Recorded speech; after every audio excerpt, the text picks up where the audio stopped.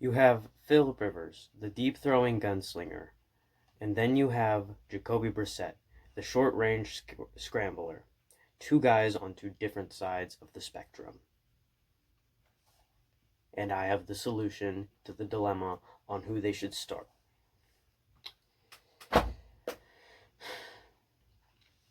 So lately, there's been a lot of, you know, there's been a lot of talk about, should the Colts start Philip Rivers against the Bengals, or should we give Jacoby Brissett a try because of Philip Rivers' bad outing against the Browns?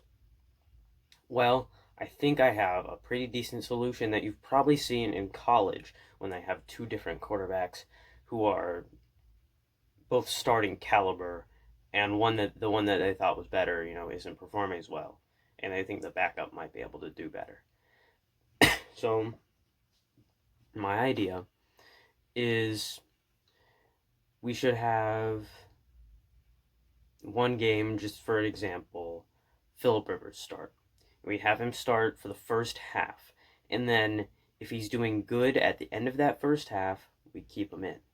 But if he's doing bad at the end of the first half, at the end of the first half, we put Jacoby Brissett in for the third quarter and see how he does, and we go from there. If Jacoby Brissett starts doing good, leading us, we're winning, keep him in for the fourth.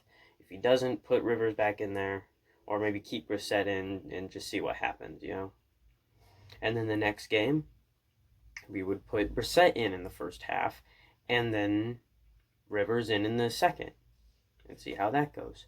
Or depending on the team, we could try and strategically kind of put them in certain places, like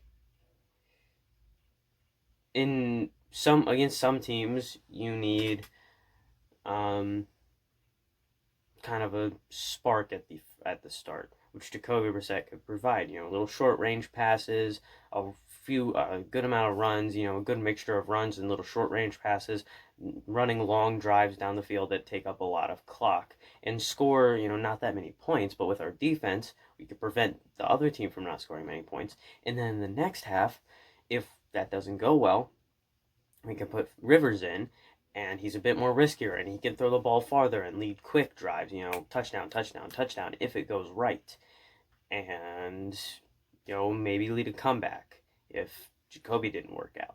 And then some teams, you just need to come out of the gate strong and, quick drive, deep throw to T.Y. Hilton, that type of thing. And then when we have a bigger lead, we can bring in Jacoby Brissett to be a bit more conservative, to not throw a lot of interceptions and not, fumble the ball, that type of stuff. It just depends. It depends on game flow, really.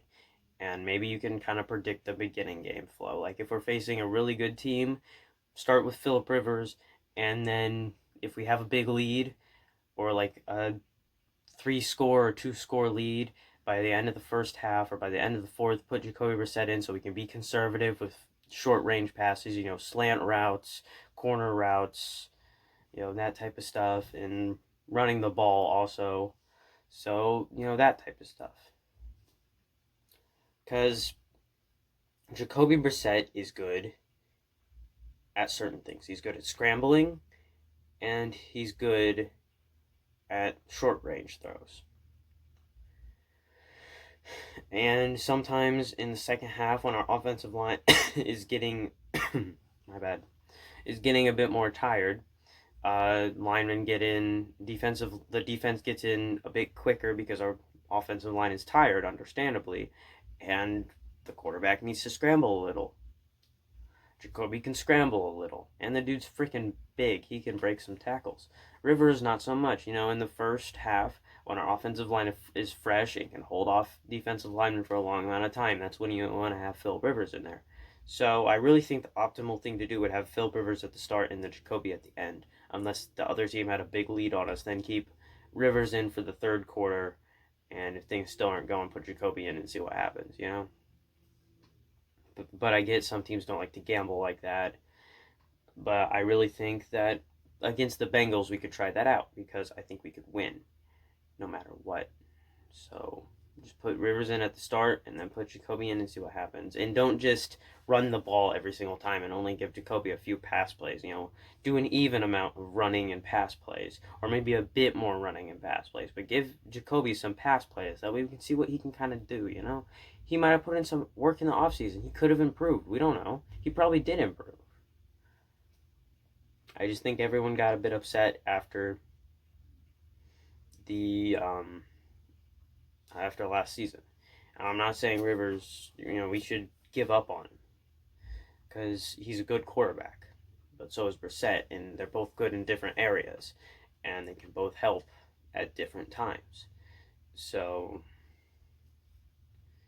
and Rivers seems like a guy who would be open to doing something like that. Because he's nearing the end of his career. He probably wants to win a Super Bowl. And if he thinks that is going to win him a Super Bowl and he buys into it, he would definitely be okay with it, probably, from what I've seen and what I've been told. Seems like he'd be okay with it, but I don't know. All I know, all I'm for sure of is I'm always ahead of everyone else. TJ Warren, I say he's a good scorer. People call me crazy, and he drops 53 points. I say we're going to beat the Bears. I say the Colts are going to beat the Bears. People call me crazy.